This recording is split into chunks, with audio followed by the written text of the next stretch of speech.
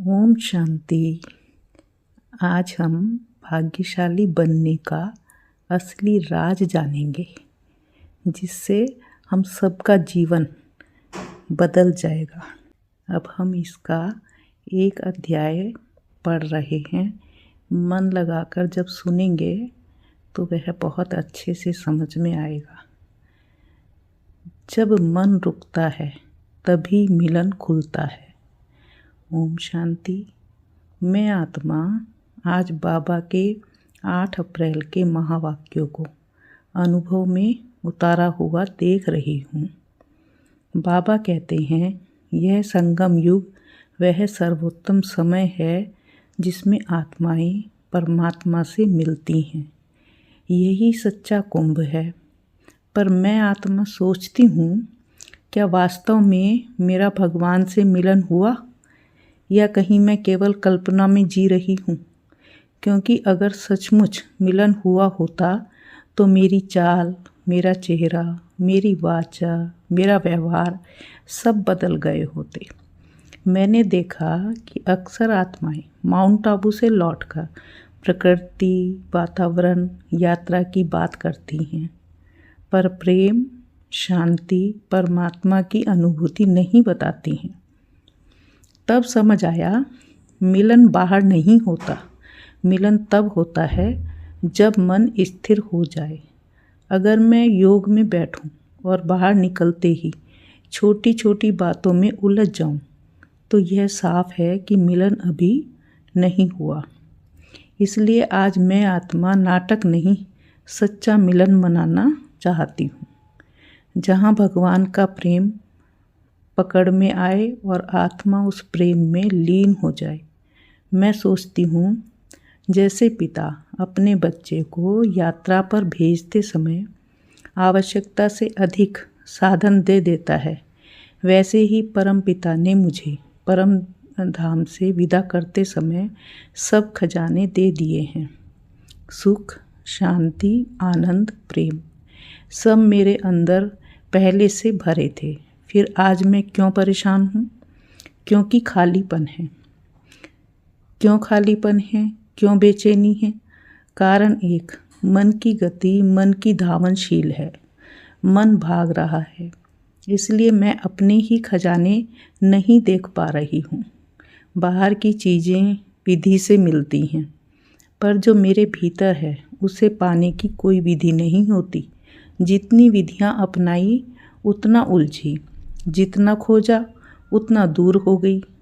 बाबा ने कहा, निसंकल्प निर्विकल्प स्थिति चाहिए। वही स्थिति है जहाँ आत्मा की असली धुन सुनाई देती है।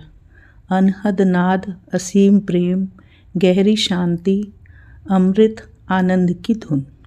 यह धुन परमात्मा बजा रहे हो या आत्मा, महत्व नहीं है। अनुभव एक ही होता है। मैं अपने सत्य स्वरूप को पहचान रही हूँ, लेकिन मन की गति रुक नहीं रही है। मन एक दर्पण है। उसे धन दिखाओ तो धन दिखता है, मकान दिखाओ तो मकान दिखता है, वासना दिखाओ तो वासना। अगर परमात्मा की छवि दिखाऊं तो वही छवि मन में उतरती है। इसलिए प्रश्न यही है, मैं मन में कौन सी छवि बैठा रही हूँ, संसार की या परमात्मा की? अभी संगम युग है। यही अवसर है मन दर्पण में परमात्मा की छवि उतारने का। मन स्थिर हो, दृढ़ हो, निर्विकल्प हो तो आत्मा इतना तल्लीन हो जाती है कि परमात्मा के अलावा कोई दूजा बचता ही नहीं है। आंतरिक धुन इतनी मधुर होती है कि उसके तरंग आसपास को भी छूने लगते हैं। पर मन चालाक है, मंच बदल देता है, स्वभाव नहीं। त्याग करो तो मैं त्यागी हूँ, पकड़ लेगा। धन छोड़ो तो मैं साधक हूँ, ये पकड़ लेगा। मन साइकिल की तरह है, दिशा से कुछ नहीं, उसे बस पैडल चाहिए। चाहे संसार की तरफ, चाहे मोक्ष की तरफ, बस भागना है। इसी कारण साधु गुफा में बैठकर भी उलझे रहते हैं और गृहस्थ घर बैठकर भी लीन हो जाते हैं। मन तब रुकता है जब मैं उसे देखना शुरू कर देती हूँ। रोकना नहीं, देखना। साक्षी भाव, वही परीक्षा की कहानी। 3 व्यक्तियों को बंद कमरे में पहेली सुलझानी थी।